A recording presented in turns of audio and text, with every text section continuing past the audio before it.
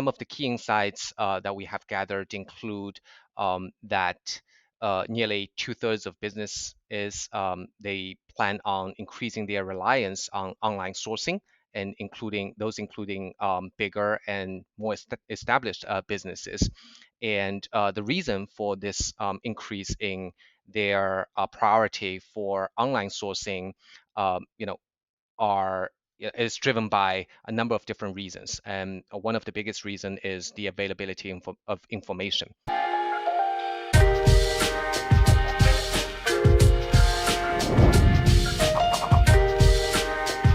Welcome into another episode of Everything is Logistics, a podcast for the thinkers in freight. We are proudly presented by SPI Logistics, and I am your host, Blythe Brumleve. And on today's show, I am happy to welcome in Yikun Shao, who is the head of North American supply chain for the e-commerce giant Alibaba. And we're going to be talking about how the flow of goods, especially in e-commerce, is evolving all around the world. So, Yikun, welcome to the show.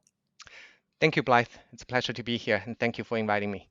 Absolutely. Now, but before we get into your role of what you're doing in the day-to-day life today, I'm curious as to how you got into supply chain and logistics. Did you go to school for it? Did you have a job early on? Was it family business? Tell us the story behind that.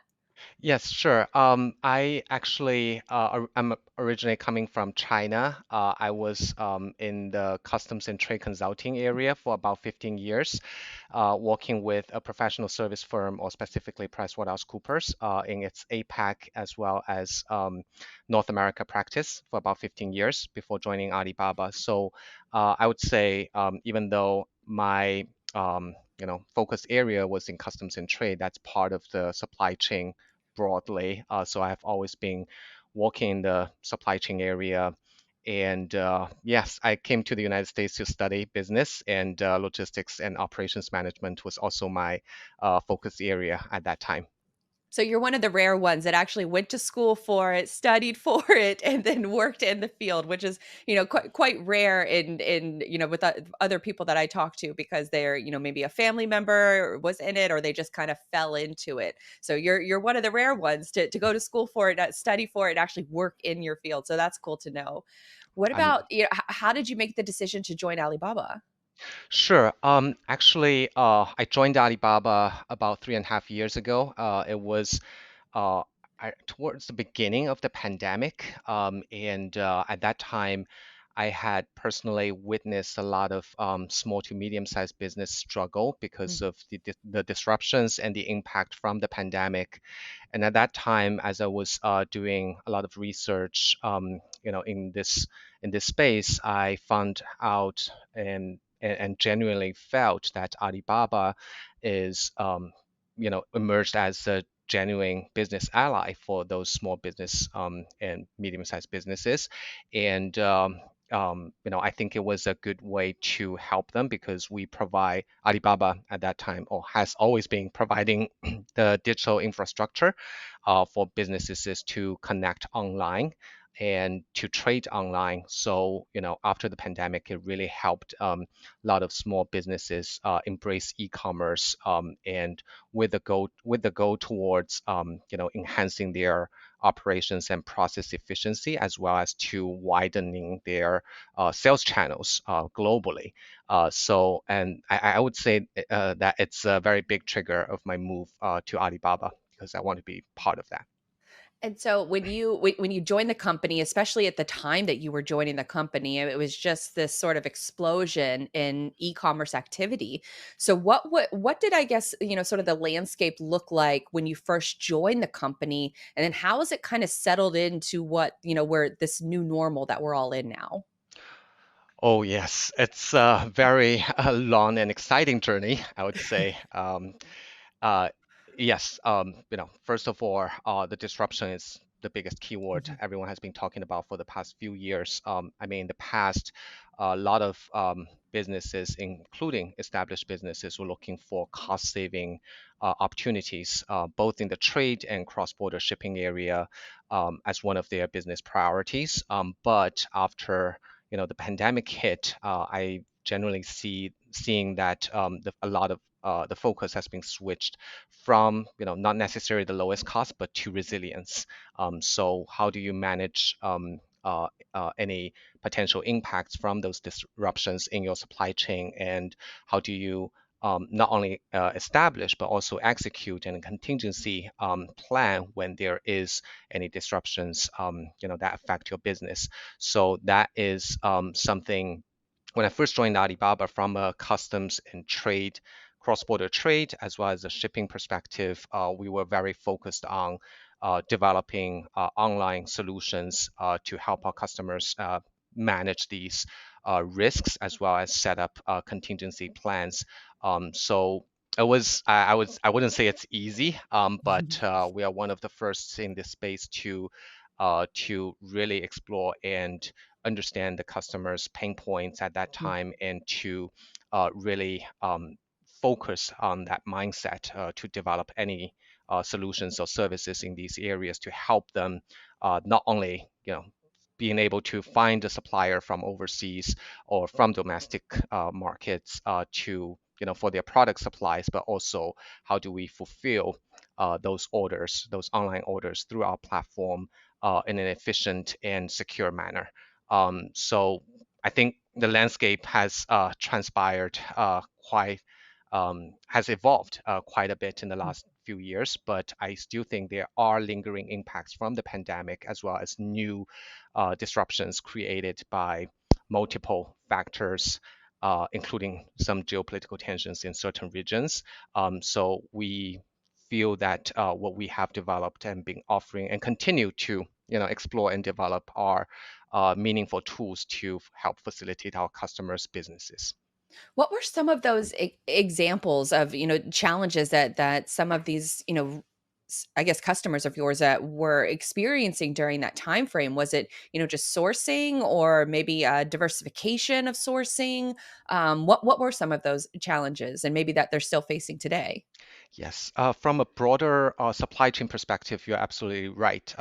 Finding suppliers, in different markets or for different markets is a constant challenge, and being able to not only identify but validate what the potential or a candidate supplier is able to provide has been a challenge for a lot of business buyers, especially in the United States, and that risk and impact has been exaggerated, not exacerbated by the pandemic because of the physical, separation, and people were not able to travel to actually go on site to see those suppliers. Mm, And that's when where we at Alibaba.com as a marketplace was in a unique and good position to help with.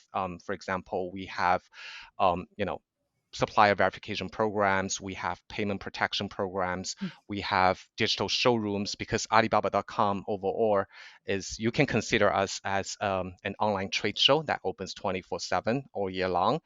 So you can always come on site to and be able to gather the information and to vet much of the information that you are being provided when you come to selecting a product supplier, selecting a product or customize a product to mm, your specification. So we have always been in this space and performing and offering these kind of functions from our platform. But also, again, back to the supply chain perspective, some of the biggest pain points we have seen, we have heard, we have, at Alibaba.com, we always do a lot of surveys to help us get mm, close to buyer pain points. And we learned from many of those surveys that during the pandemic, some of the biggest challenges were, first of all, soaring costs, as I'm sure you're very aware of, everyone is, that the shipping cost at that time, especially on the ocean front, really soared a lot, and reliability, being able to see where your shipment is, how long it takes, or being able to stick to the schedule that your shipment is is due to arrive is very critical for business planning and for business and sales activities, and that's another of the major concerns. And last but not the least, there was a lack of capacity or space, especially for our customers who tends to be, again, smaller to medium-sized businesses. Sometimes a lot of those are owner-operated businesses, one-man shop. They don't necessarily have the scale to negotiate for example, warehousing space or other types of capacity for shipping purposes. So from a supply chain and shipping perspective, those are some of the biggest challenges we saw, and that's what drove us at Alibaba.com Logistics to develop solutions. And I can give a number of examples later to help tackle these specific pain points. In the current space, even though the situation has improved quite a bit from the pandemic years. It still, as I said, has lingering impacts. And in some instances, actually, we find business buyers' mindset and approach when they are sourcing from overseas have changed as a result of the pandemic impact as well, which is not necessarily a bad thing because it gives them some, for example, during the pandemic, because of those shipping issues, they tend to, or they attempted first and then uh, became more comfortable taking control in terms of arranging for shipping on their own instead of relying on the product supplier to do that. And in those instances, it actually gives them more visibility into their shipment, more control over the pricing that they're getting. So those are help these businesses improve in their efficiency and cost management as well. And so we have tools to provide these types of solutions and services for those customers who are looking to do that and manage it by themselves. Are you in freight sales with a book of business looking for a new home? Or perhaps you're a freight agent in need of a better partnership? These are the kinds of conversations we're exploring in our podcast interview series called The Freight Agent Trenches, sponsored by SPI Logistics. Now, I can tell you all day that SPI is one of the most successful logistics firms in North America who helps their agents with back office operations such as admin, finance, IT, and sales, but I would much rather you hear it directly from SPI's freight agents themselves. And what better way to do that than by listening to the experienced freight agents tell their stories behind the how and the why they joined SPI. Hit the freight agent link in our show notes to listen to these conversations, or if you're ready to make the jump, visit spi3pl.com. That's super interesting because, for like our grandparents, say for example, that were never comfortable ordering things, online. Well, most grandparents weren't comfortable ordering things online. And then the pandemic happens and suddenly they have to learn how to shop online. And so that's interesting that now business owners, it forced them to learn new skills and learn, just new ways to manage their own business. And so they can better run it in a variety of ways. I'm curious as to what is the typical. I mean, I know you have so many people that use the Alibaba platform, but what is it? What does a typical customer look like that's using the platform and trying to find suppliers? What does that look like to be a business owner and to log into Alibaba and start using the platform? Sure, sure. I would say actually, you're right. There is no one typical profile of our customers because they vary quite significantly, even though they generally fall under the small to medium-sized business owners and business shops as our business customers. But they really vary, and I would say that we have I wouldn't say I would say we have a relatively low bar for people to be able to use our platform to source from overseas. You can The minimum order quantity on our platform for many products are not a very large amount. So uh, business of any size can come to uh, find the products that they are looking for or to be connected with a supplier to customize or to create any types of products that they would like to get. Um, and in terms of the types of business, again, it ranges from retailers, both online and offline retailers, to wholesalers, and sometimes some manufacturers as well, who are just looking for intermediate products for their manufacturing purposes. So it really is not a one size fits all, and we also have different level of support and services as well as solutions, that are oriented for different types of buyers. But like I said, the bottom line is we're trying to meet the needs of all businesses of different sizes, even though they may be just starting up and one-man shop and trying to do some pilot product creation and sales. So say I'm a user on the platform and I find some suppliers that I really like that I want to communicate with. Is that do I do all of the communication within the Alibaba platform and then, coordinate the shipment within Alibaba, or am I still responsible for finding, my own, maybe warehouse storage, cross-border shipping, which is I know something that you specialize in as well. Or is Alibaba helping in that entire process, or is it just, for sourcing related materials? Yes, absolutely. Awesome. The answer, it is, you can not only do everything like you mentioned through our platform. It is actually what we encourage our customers to do, Mm, especially when they are initiating a new business relationship with an overseas business partner. Because on our platform, we have different programs, as I mentioned earlier, including payment protection mm, and also fulfillment services that they can use, and to the extent they keep all the communications and transactions, including transaction not only for products but also for services like logistics, cross-border shipping services, or warehousing services on our platform.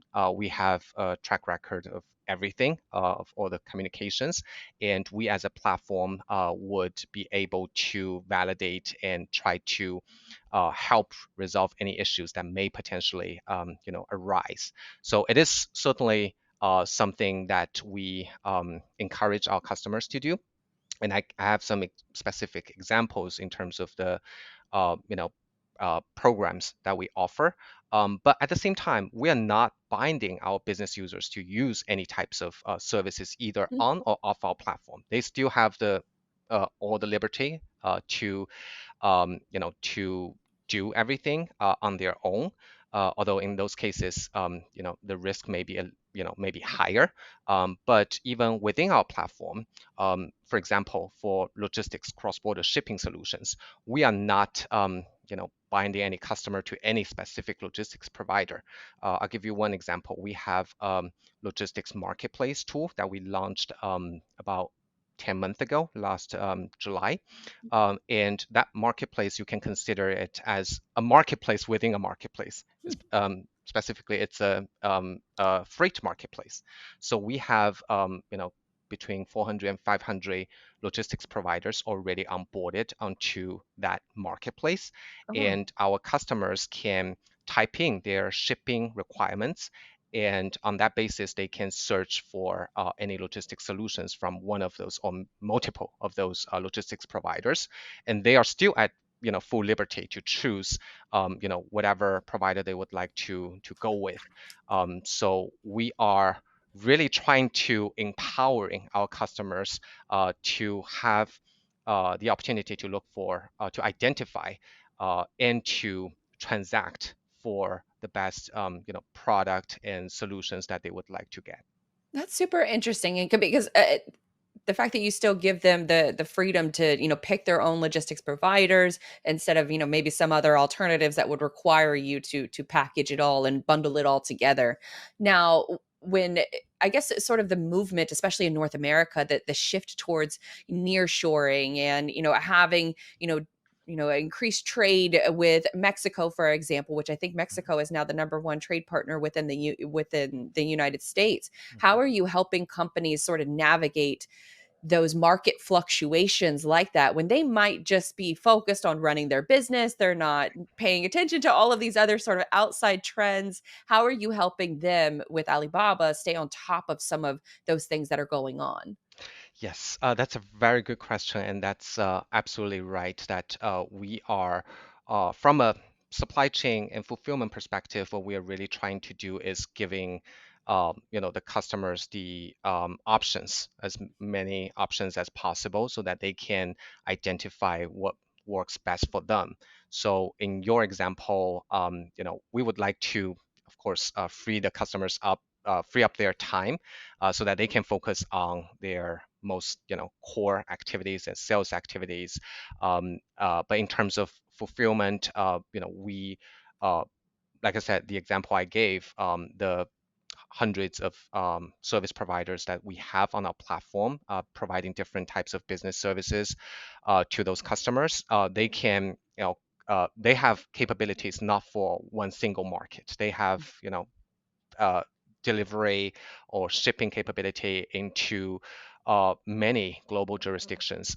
And for those, we are actually still working on expanding the shipping coverage globally. But even now, after 10 months after since we launched this new marketplace, we already support shipping to over 46 global destinations. Of course, including Mexico.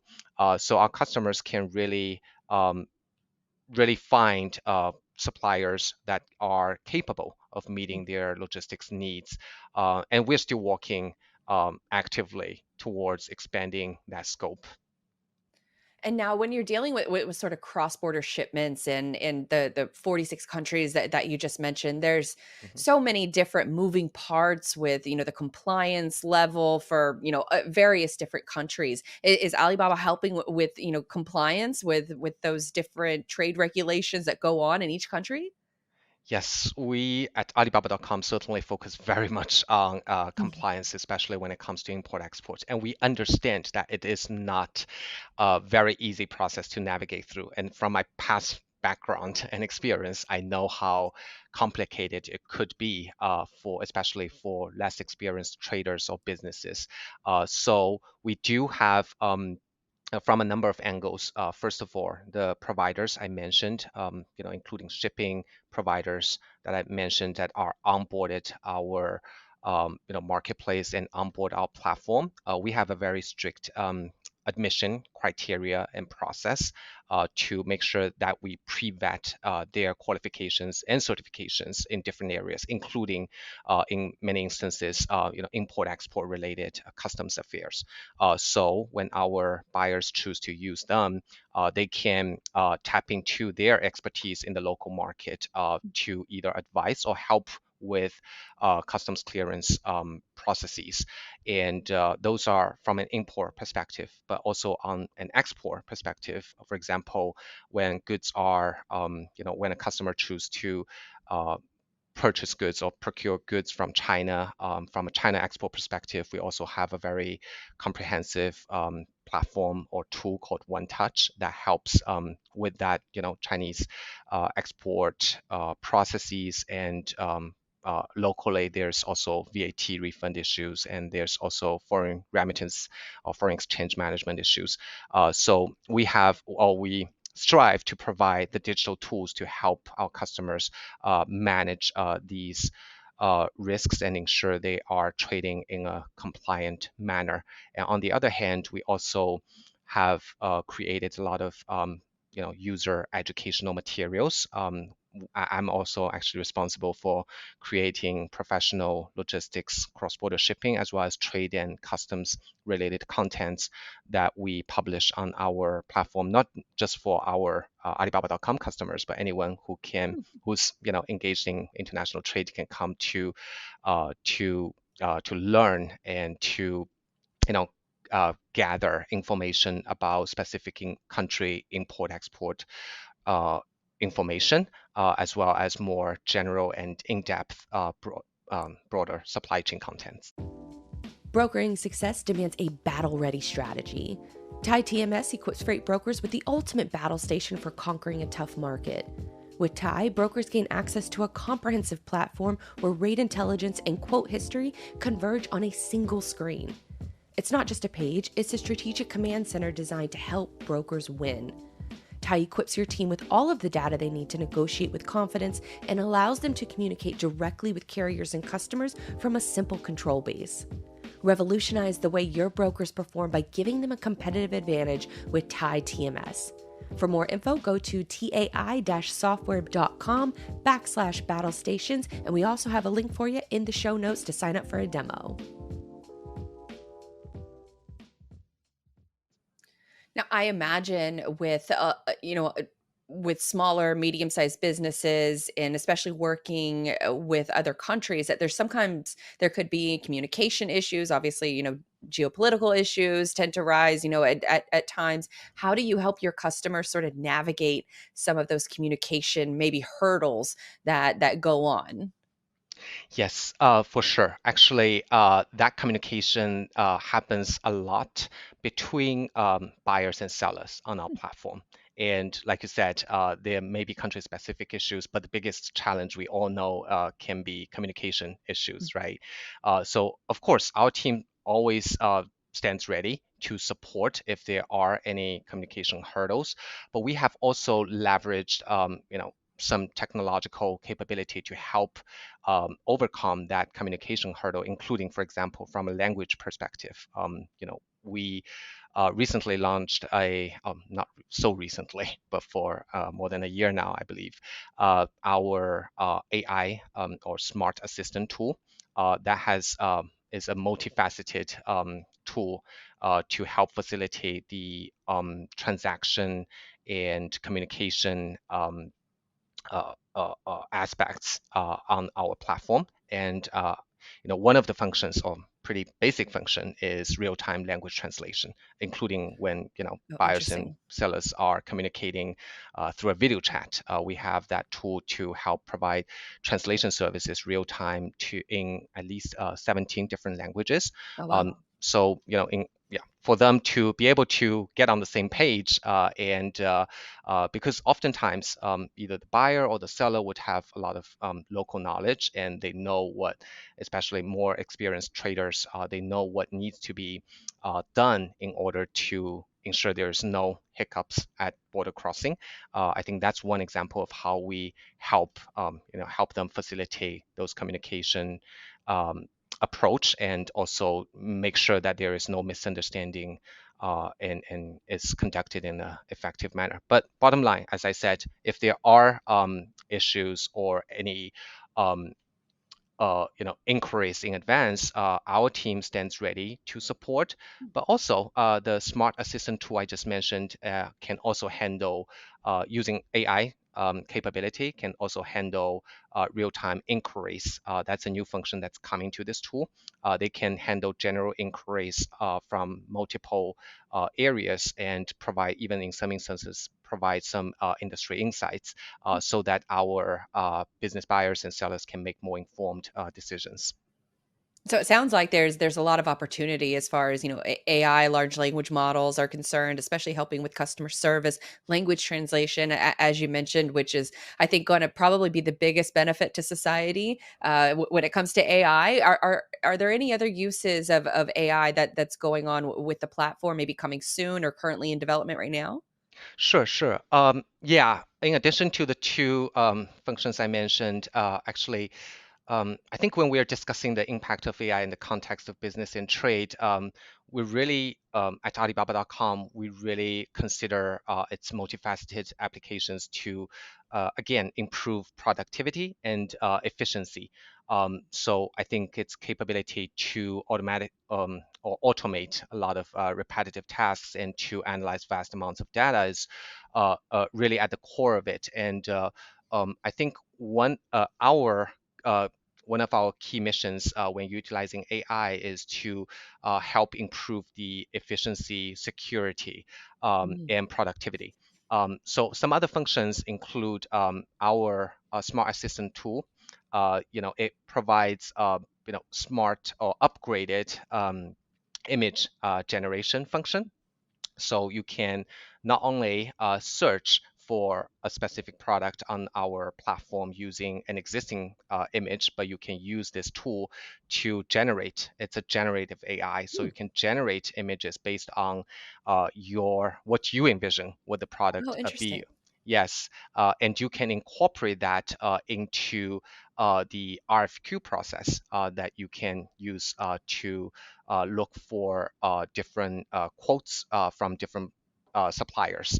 So I think that is a very important function, and we have seen a lot of good results from customers using that tool. I think the numbers I can share is ever since this new RFQ feature has been introduced, it has driving a 29% increase in quotes from suppliers for small businesses who have used it.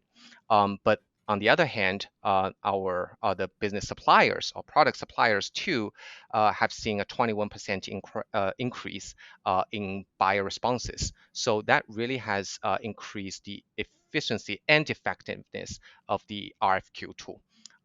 So I think that's another example. Um, yes, but I'm sure there's more Oh, I'm functions sure. yet to come. Yeah. It's definitely it's one of those spaces that's evolving rapidly, but I that the light bulbs were going off as you were mentioning that you could use AI to generate images and then help find suppliers that could make that image and what you envision. I think that that is such a helpful tool, especially for small business owners that are wearing a ton of hats and maybe they don't have that skill set to draw up an architectural design or a CAD design or something like that. So I think that that is a really neat an enhancement to small business owners out there and medium-sized business owners. You mentioned earlier about surveying your audience regularly. Mhm. I'm curious as to what's been as you survey the audience regularly. Are there any surprising insights or findings that you've had after surveying them? Um, I wouldn't say anything that's particularly surprising, because maybe from our position, we are very focused and constantly focused on understanding those customer needs. But I can share some data with you just to outline the landscape for small businesses.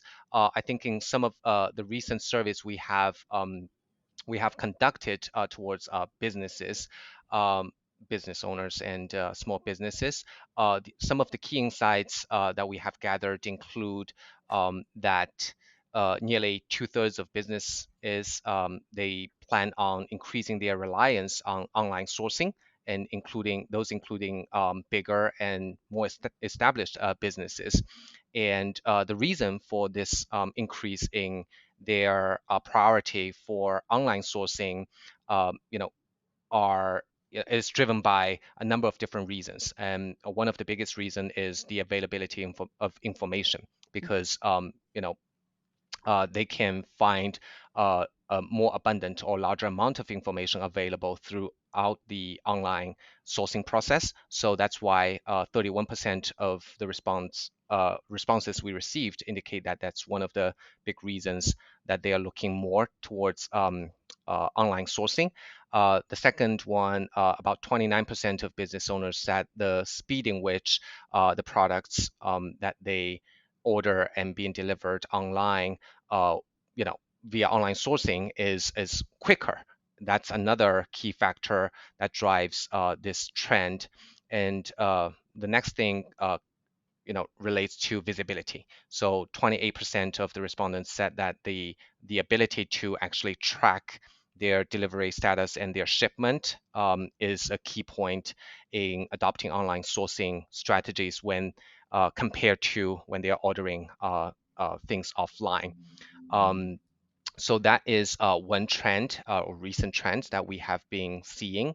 And when it comes to cross-border sourcing, there are also a number of key reasons that they are looking to utilizing this strategy. The top reasons for which include, again, I think it's no surprise that the most respondents indicate that they would like to source from overseas because the pricing is more competitive.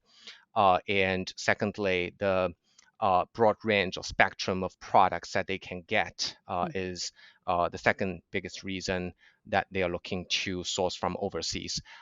And in terms of where businesses are sourcing from, according to our understanding and data, a survey data looks like maybe around half or close to half of the products are sourced more from China. But Canada, the United Kingdom, they both they second that, each representing about 36% Oh, in interesting. our yeah, business customers overseas sourcing, followed by EU, which stands for about 20% of overall overseas sourcing for those business customers. Now, when someone joins or a business owner joins Alibaba and they're interested in expanding their procurement operations or sourcing from a variety of manufacturers, what are some of the common challenges or mistakes that they face at first that they could avoid? Mm, yes, that's another great question.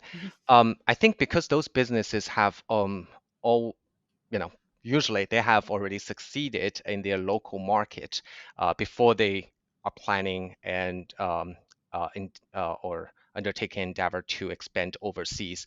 Some of the common mistakes I think I have seen include first, really not understanding um, the question, the problem that they are solving. They assume it's the same problem that they are solving or their product is solving. In overseas markets would be the same as their local market. So that is something that I think that assumption tends to be a bit risky. Hmm. So you really need to understand the market conditions, the consumer behavior, before um, make that type of assumptions. So that's one common mistake that I think when it comes to expanding businesses overseas, that especially less experienced businesses may make. And secondly, also not understanding the hurdles, in local countries, including or most notably, like you said earlier, that involves the hurdles that relates to import-export or cross-border movement. There are a lot of regulatory challenges, including like product registration requirements, marketing requirements. Those local trader, or not trader, a local business may be already very familiar in the United States, for example, but good or for bad, the United States has one of the most transparent systems and Hmm. a regulatory framework that you can more easily get a full grasp on, versus in many overseas jurisdictions, it may not be as transparent or as set in the stone in the books. Hmm. So I've also seen companies underestimating the challenges from moving products into a different country or meeting local requirements for product compliance or for trade compliance reasons. That may also really create, that may really stop the show, honestly. So those are some of the challenges that we've seen smaller businesses encounter. And that's also why I think even as I mentioned, from a content perspective, we are constantly creating not, I wouldn't say educational, but informative contents for our customers to help them better equipped with local knowledge. You mentioned earlier about the different logistics solutions that you're helping, the logistics marketplace that you have on Alibaba. I'm curious, if is it all modes of logistics? Is it air and sea and land, and is it all of those things combined? Um, Yes, overall, we Oh cover wow. everything. But in terms of the marketplace alone, we are currently covering air and we are currently covering ocean freight and what we call multimodal. So ocean plus express or ocean plus Interesting. trucking. We are also actively working on expanding that to air. Mm. But we have, within our logistics infrastructure and network at Alibaba.com, we do provide all types of services, including, um, as I mentioned at the beginning, from end to end, including air freight or air express, and really from origin, first mile, export related, and then international freight, and import and last mile delivery services. Those are oriented at different types of products, but we do have the capability to cover all modes of transportation. Although for the marketplace as a standalone product or service, it currently supports ocean and door-to-door express services. That's super. I mean, it really is. It really helps that, these small to medium sized business owners that are, all across the world.